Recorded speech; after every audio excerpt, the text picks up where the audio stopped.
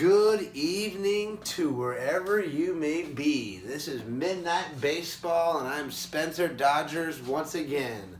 Thank you to all my Midnight players for continuing to watch my show about baseball and the positive side about baseball, how we can influence globally and locally on the Little League level all the way up to the major leagues.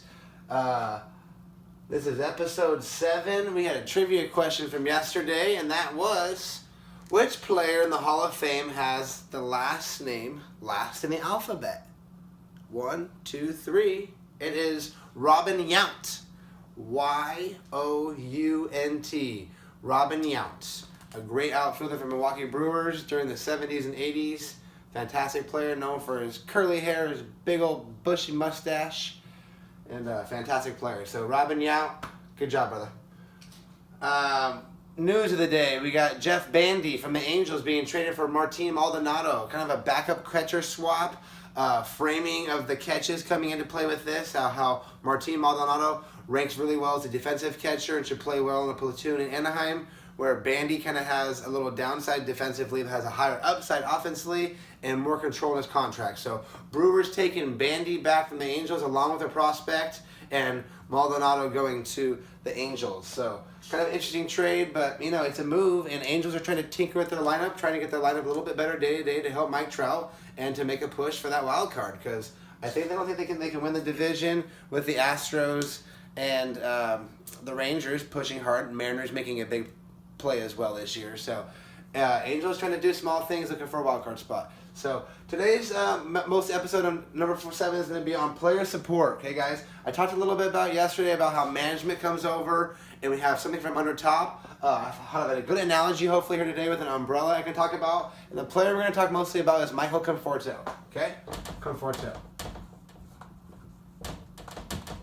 And any other player, okay? And in my analogy here, I have management.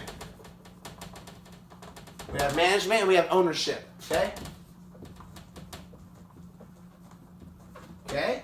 Down underneath here, we have the stability of a player's career and what's going on. We have the union. Okay? And on this side, we have their agency. Okay?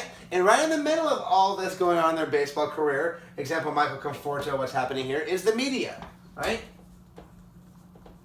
And over here is media as well. Let's just put that. The media is everywhere, okay? So this play will play in here, and this side will play in here, and vice versa, and vice versa. Relationships will be intertwined in this player's career with everybody, right? All requiring a positive and a negative atmosphere, right? While at the same time, who do we have always being positive and the most important person in anybody's playing career, right? Is their family, okay? Family.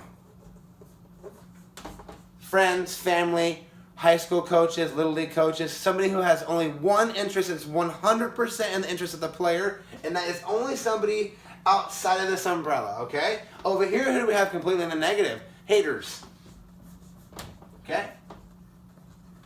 Haters, okay? So this is what's kind of going on as an analogy for me and kind of how I view what I've experienced through my friends, what's going on in their baseball career, and how we just support them. And look at this. Where is Midnight Baseball in all of this?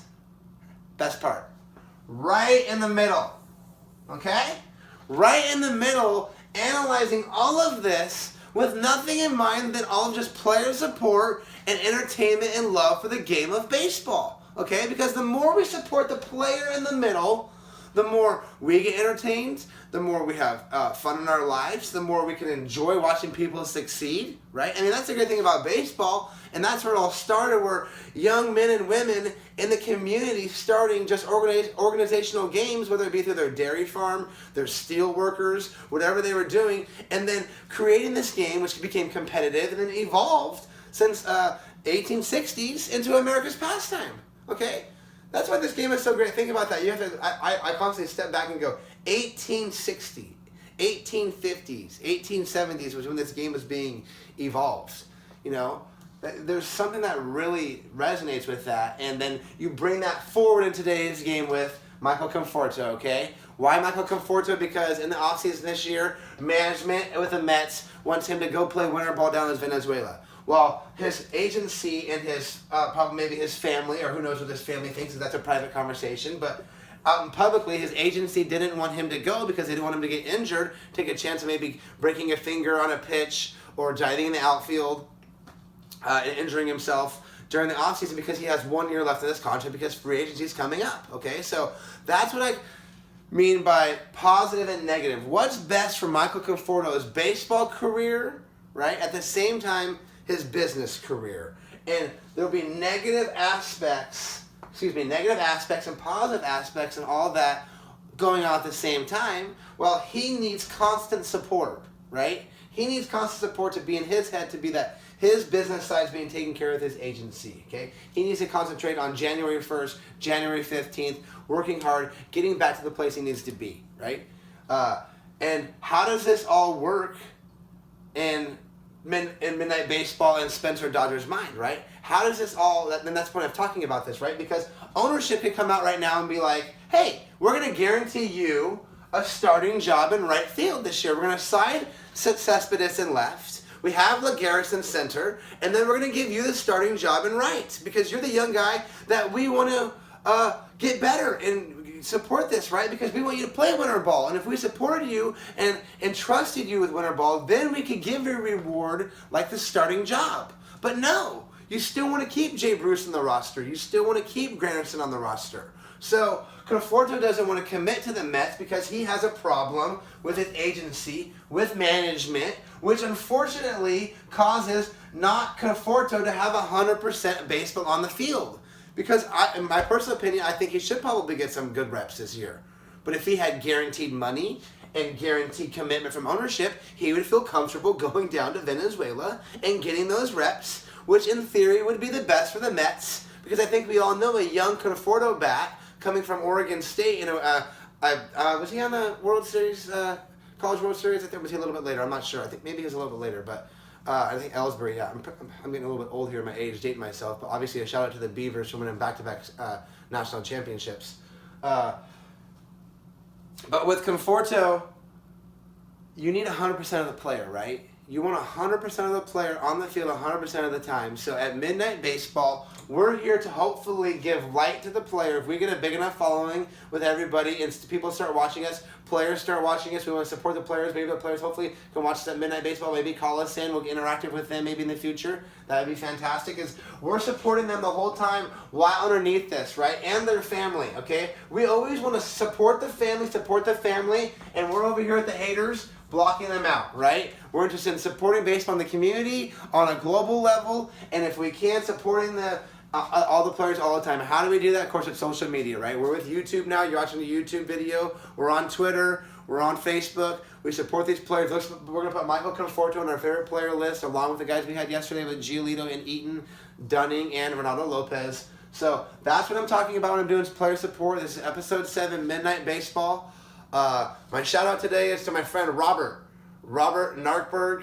You're my buddy, you're my pal, you're my number 1 subscriber, my number 1 watcher. Thank you so much. Midnight Baseball is here to stay, and this episode was for you and explaining what Spencer's going with his positive energy into Midnight Baseball. So thank you for everybody watching for the first time. Gratitude to you, to the baseball gods, to my Midnight players. That's what I'm hopefully going to call some of my people, my followers, if I get you out there soon enough. My Midnight players are kind of like my viewers. Don't look into it too much. It's just meaning that hopefully I'm your coach and you're my player, and it's going to be midnight. Trivia, episode 7. Since I'm the coach and the manager in baseball, Joe Torre, of course, is winning the World Series with the Cubs, doing a fabulous job, winning the World Series in over 100 years. Which manager has the most wins in baseball history? Which manager has the most wins in baseball history? Midnight Baseball, Spencer. Look forward to seeing you tomorrow night. Thank you.